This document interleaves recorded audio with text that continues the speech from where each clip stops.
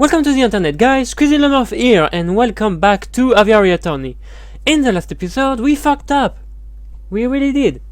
So I saw that if you go to load a previous day on the menu, you can see there's three case 4. Case 4 A, B, and C, and apparently it alters the end. So we're going to do the after what we did, we're going to see the ending C. I'll do with all the three endings, but for now let's continue on the case 4C. So let's continue and see what's gonna happen. You can come out now, brother. How did it go? Better than we ever hoped for. The rooster is dead, and the madam has tasted her first blood. Amazing. Completely worth getting shot for. I made some Falcon try to disrupt the execution. Falcon? Really? That tenuous wretch. Don't worry, he floundered and mumbled around hopelessly. This bitch! It's him who killed the croque-monsieur. Damn it. The madam thinks that he's of some use, but really he's as good as dead. This is marvelous. Every piece is falling into place. Our dream will be a reality in no time at all. To reason, brother. To reason. What's reason? Reason what? Act 4C. Fraternité. Fraternity? I don't know how we tell the word in English. Maybe it's fraternity, I don't know.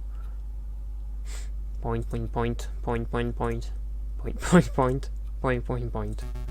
I hope you don't harbor too much hate for the madam. I know that the rooster was your friend, but the madam does what she does for the good of friends. Boy oh boy, this is awkward. It is a bit. Perhaps a round of drinks or another. After all, this is a tavern. What do you two say? Wine sounds good. I'm not thirsty. I mean, no disrespect. I mean, no disrespect, Fontaine, but I'm not thirsty. Me neither. I get it. You're both a little shaken by what you saw. Can we at least get you some wine? Just a small glass to calm the nerves? Fine, whatever. Very good. Pierrot, fetch your guest some drinks. It's your turn. My turn? No way! It's your turn. Turns don't matter. You still owe me for that omelette I generously paid for last Friday. Yeah, well, you owe me for that coffee on Tuesday. Okay, so that's 40 cents of coffee deducted from a 60-cent omelette, plus the 25-cent peanuts you swapped from my pantry. Hold up, I ain't so good at mental arithmetic. Listen, Sparrowson, you need to go. Go? Yes, I'll create a distraction. You head straight for the back door. Is that such a good idea? If we both stick around, we could both end up dead as soon as we rub that lion the wrong way. If we both run, these two will probably shoot us in the backs. So the way I see it, one of us running is the most viable option. Falcon, don't argue. Once you're out, find Volarty and tell him what you've seen. Okay. So it's agreed. You get this one, and I owe you 2 cents. Yup, and I owe you 2 cents. Be right back. Don't you two move on nothing. You'll hold me to the 2 cents. That's pure such a miser. Anyway, I don't feel like sitting in silence. Let's start to pass the time. I have a gun, Ashton. Want to play some cards? Hey, look over there! Do you really think it will work? No, I have a gun, Ashton, because he loves guns. So let's talk about guns. Fontaine, I have a gun question. A gun question? Do go on. Flintlock or percussion caps? Muskets or pistol? One or lead bullets? Flintlock or percussion caps? What's better? Flintlock or percussion cap ignition systems? What a delightful technical question. But I'm afraid there's no dispute here. Percussion caps are the future, hands down. You see, flintlocks are unreliable. A little light drizzle in the ignition system no longer functions. The gun becomes worthless. Well, a percussion cap will always work, as long as it's built correctly, and as long as the gun has enough gunpowder. I suppose there is a matter of material cost. How much does a brass cap cost compared to flint and steel? It's a little pricier, I think. Alright, I booked drinks. One for me, one for you, and one for... Hey, what's the little one? The little one is right. Oh, merde. I lost him. You lost him? Or did you lose him? I was gone for 2 minutes. I think I dropped the ball on this one. I'll say the madam Madam's gonna string us up for sure. Actually, we should make up a cover story. We can't let her find out about this. You can't let me find out about what? Let's person escape. They let person escape. Tweedledee and Tweedledum over here weren't paying attention and let person walk casually away. Madam, we can explain. I swear, I give you 2 bozos, 1 damn job. It doesn't matter, the little bird was dispensable for our plans, but Falcon isn't. What's important is that he's still here. Madam, if Parson went to the police, then both this location and the sleeping city are compromised. We should keep this meeting brief. Agreed. Falcon, let me quickly fill you in. As you probably know, we are planning to form a protest, an enormous protest, on the 14th of this month. We intend to draw a massive crowd at the Place de la Concorde, and then we shall march across Tuileries Garden. I have difficulties between Frenchies and English. A march across Tuileries? You intend to storm the Louvre? No, the Palais Royal. That's where the King and Prime Minister will be residing. I would like it to go peacefully, but... Peaceful uprisings have a bit of turning violent, don't they? Exactly. And we can't let the leader of this country escape amidst the chaos. They must be tried for the crimes against the French people. On that note, I want you to lead the prosecution. You want me to prosecute the King of France? The King and the Prime Minister, they are both responsible for the rampant inequality that plagues this country. On the day of the revolution, we will drag both of those overpaid bourgeois into the streets, and you shall prosecute them then and there. I think I understand. Prosecuting the pay for crimes against humanity, I suppose, could certainly be done. If I were to interview a lot of citizens, gather a lot of evidence, file some paperwork, I could probably prepare a case in around 2 months. We don't have the luxury of time. Use your ingenuity on the day, just like you did in the catacombs. You can't be serious. There is no alternative. The wheels of the revolution are already turning, and the revolution will ignite in under a week. The question on my mind is, what do we do with you until then? You can leave him with us, ma'am. We'll keep a good eye on him. After I think the atrocious job you two did guarding the leaderboard, I think not. I'll just have to guard you myself, Falcon. You shall spend this week at my side while I complete your preparations. At your side? All day and night? Absolutely. I'm not going to let you out of my sight for 1 minute. That seems excessive. You can't trust me, madam. No, I can't. You've promised to help me, but I know that you don't actually believe in the cause of the Second Republic. If I give you 1 grain of freedom, you will undoubtedly flee. This meeting is over. Come along, Falcon.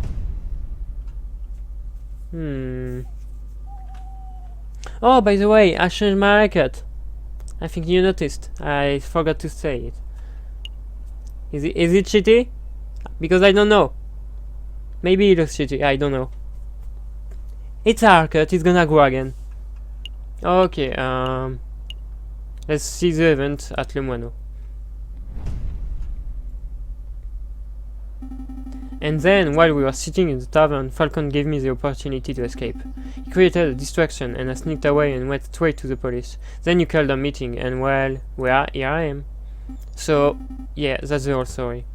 I see. So Seven Cocorico died at the end of the rebels. That's right.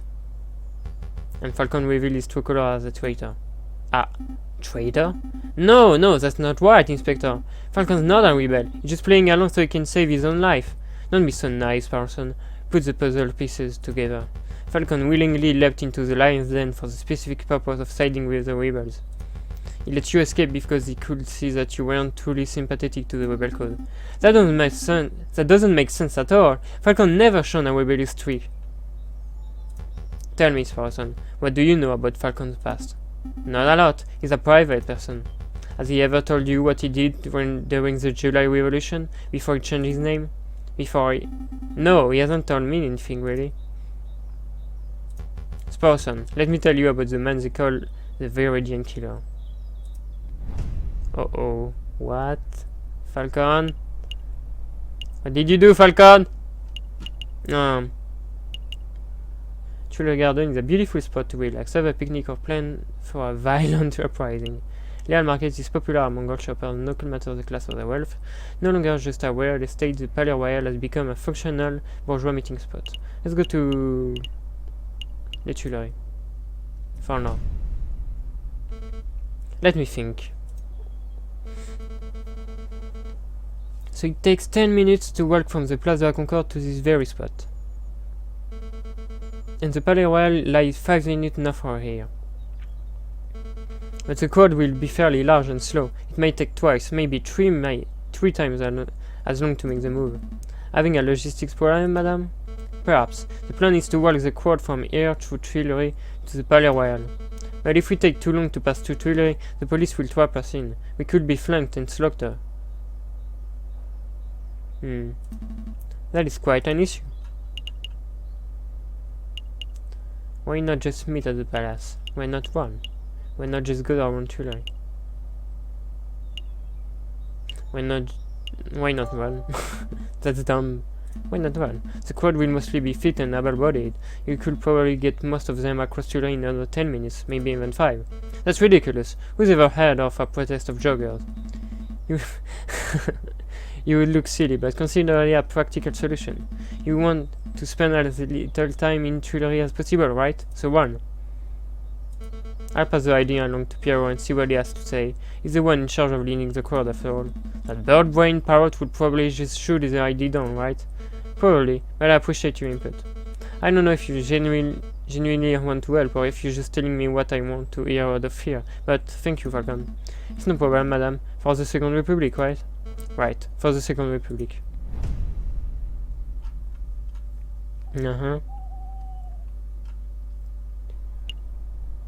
Palais Royal. Palais Royal. Just look at this disgusting den of fat cat bourgeois and hypocritical politicians. The king is probably in there as we speak. Probably sitting in his high chair, stuffing his bloated face with cake and wine, while he boasts about being the perfect citizen king. Did you come here just to moan about the king? No, I've come to assess the potential battleground. On the day of the rebellion, I might order Pierrot to set up a barricade over there. What do you think? There? Right outside the Palais Royal? Of course, it's the perfect place for us to defensive garrison. We can gather furniture from nearby buildings, build a wall, and position rifles to fend off the police. When the time is right, it would serve as the ideal location to launch our assault on the palace. So you weren't just throwing empty words into the van. You actually do intend on dragging the king out of the palace through violence. Of course, he will never abdicate on his own volition. It's not as if I want to see bloodshed, Falcon. It's necessary. It's inevitable. I mean, we have to be realistic. There's no way to bring change to a country without using violence, is there? I think there are ways. Violence is inevitable. I kinda think violence is inevitable, but...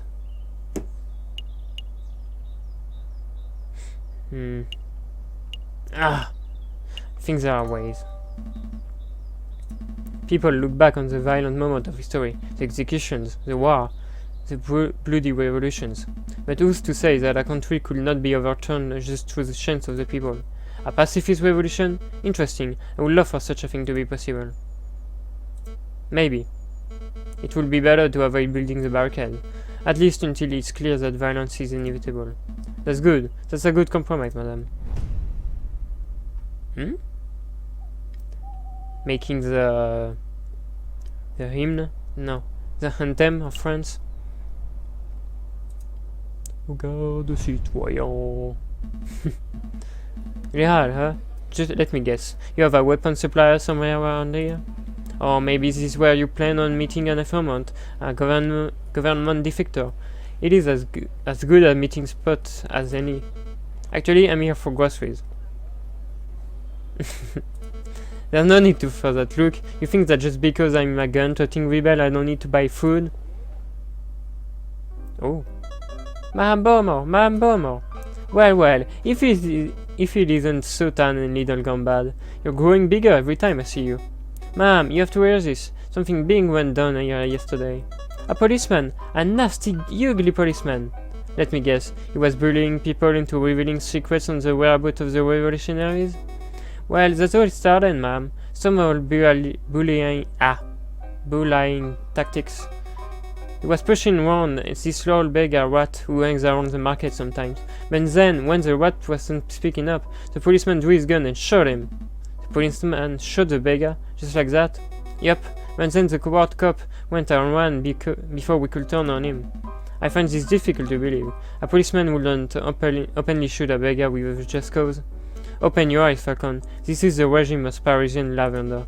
We are ignored by the government, oppressed by the police, and angered by the courts.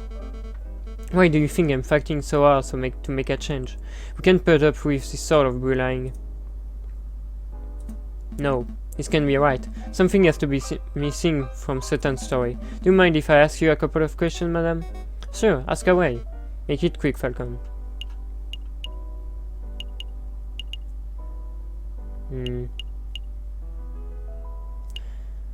Did nobody investigate the shooting? If a policeman did shoot an innocent person, then there will be surely be an investigation. Ah, you naivety knows no bound, Falcon. You think the police care if one of their own is out of control? Actually, there was one bloke asking around, but I don't think he was a policeman. Oh, go on, madam. Well, he was this charming fox. Honor. A friend of yours, Falcon? Something like that. We should probably pay him a visit to see what he's up to. Pay him a visit? I suppose we can set aside a little time. Did you want something else? What did the policeman look like? Well, I didn't get a good look, but he was tall and ugly and mean looking, and he had one eye. One eye? Yep, had one of them pirate patches. There's no way. Ring any bell, Falcon? I know a man who fits the description, but he simply couldn't be him. He's a bitter individual, but he's morally righteous. I can't imagine him shooting an innocent person so recklessly. Don't let your bias towards the justice system affect your judgment, Falcon. If you think you know who did this, then please, name and shame him. I think I should bite my tongue until I'm a little more certain. Did you want to know anything else, monsieur? Who was the rat? Who was this beggar rat? I didn't really know him well, monsieur. None of us did. He was kinda a loner who hung around, asking for scraps of food and cents. I don't even know his name. That's so sad. Did he have no family? No means of support? Falcon, do you have any idea how many beggars there are on the streets of Paris? How many people go hungry? How many people are forced to turn to crime? I'm well aware, madame. I'm asking this question to see if there was perhaps some reason why that particular rat was killed. But no, it appears that this was just the loss of one unnamed beggar rat among many. It's tragic. That it is, monsieur. Is there any other way that I can help? That's all, madame. Thanks for all your help. No problem. Anything to help, Madame Beaumont? Well, we'll try to get to the bottom of this, Satan. Just make sure to stay safe when the revolution starts. Stay inside. Keep combat safe. Of course, ma'am. You stay safe yourself, you hear?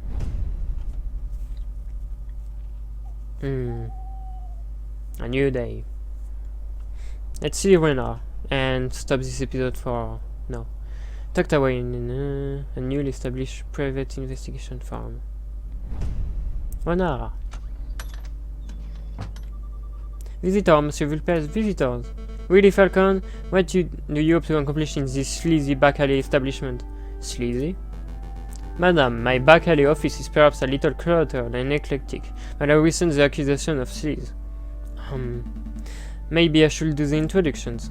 Monsieur Vulpes, this is Madame Beaumont, friend of mine. Madame, this is Honor Vulpes, private investigator at your service. It is a pleasure to meet you, madame. Ah, stoic. I'm sorry you have some pressing question to ask, Falcon, but before we get started, there is something I must tell you. Monsieur Sparson dropped by earlier. He informed me of your situation. Sparson? Is he alright? Oh yes, he's now working with Inspector Volertier, attempting to unravel the rebel plot. Just as I thought, it appears that your lackey has solidified is positioned as a traitor to the Second Republic, Falcon.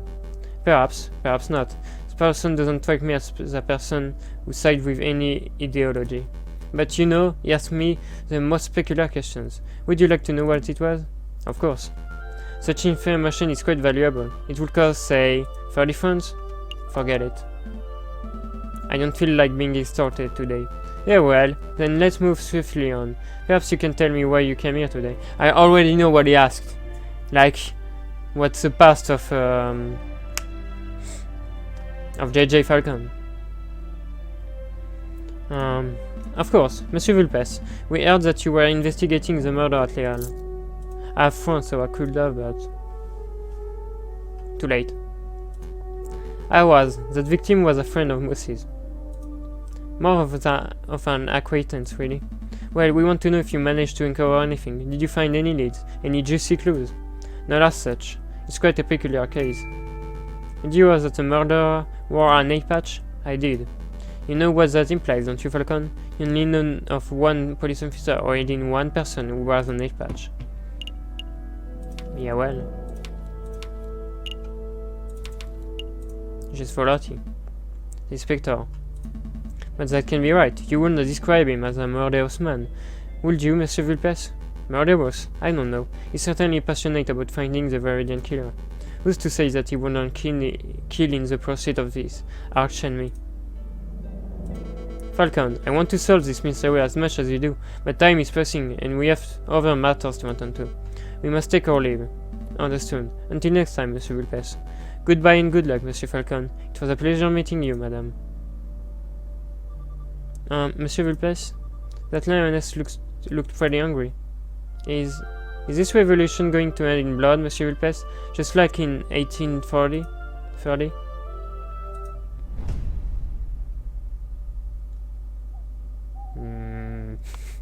Damn it. Pont des Arts.